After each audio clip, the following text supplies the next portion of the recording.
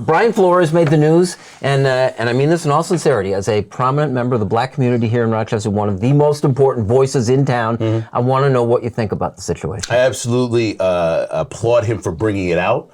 I'm disgusted as a Giants fan that the process is as Flores says it is. This is all alleged. She's put it in a lawsuit.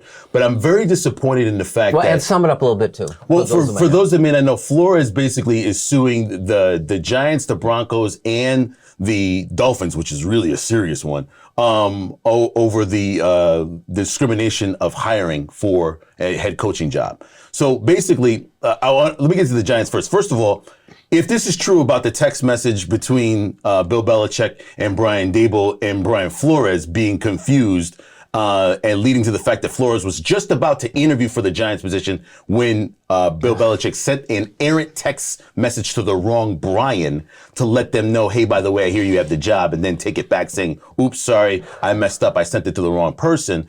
If that is absolutely true, it just goes to show you that the Rooney Rule needs to be changed dramatically, that you're going to have to put in compliance managers from the NFL. Somebody's going to have to go through this whole entire hiring process so that it isn't some sort of sham and they're just not using black coaches or bringing in potential black coaches as some sort of way to just say, hey, we're filling a requirement here, that they really are candidates.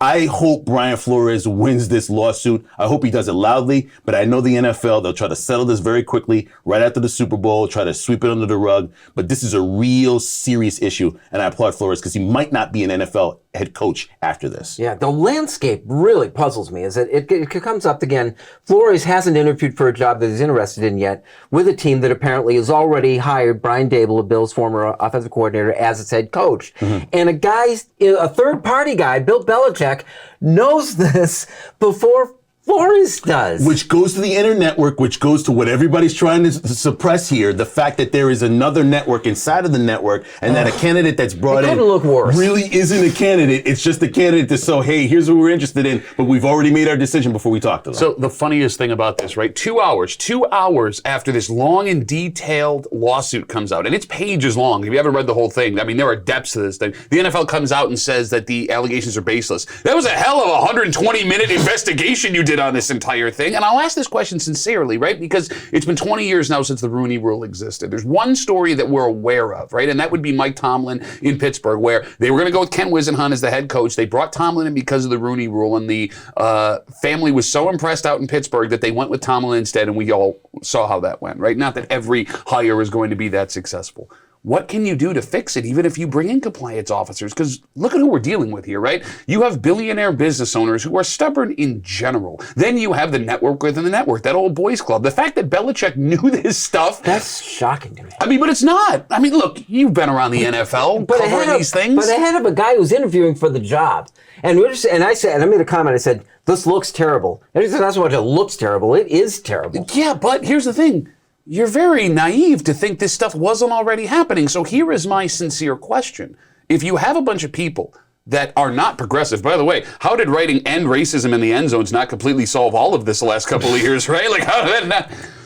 What legitimate thing can be done to fix it? Because I'm afraid, looking at all of this from the outside, there isn't a legitimate thing. Like you said, Flores is going to get paid, right? Guys, and understandably, who don't want to lose an opportunity to get one of these rare jobs as a person of color in the NFL aren't going to speak out because you're looking out for your family.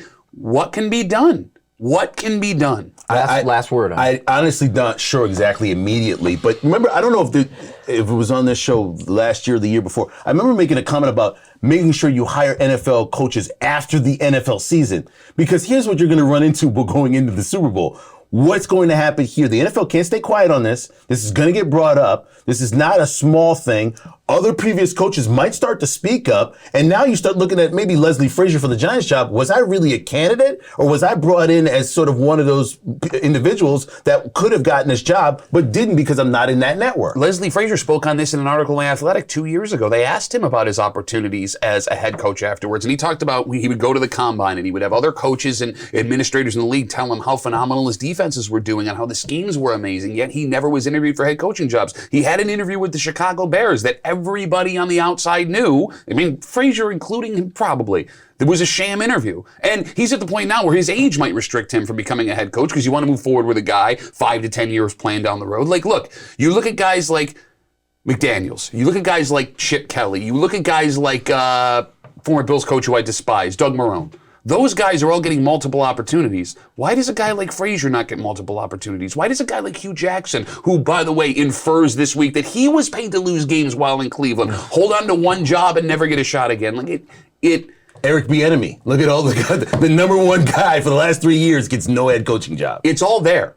It's all there. If you have watched it over the last 20 years, it's obvious. This Brian Flores story is a bombshell, but it's not at the same time.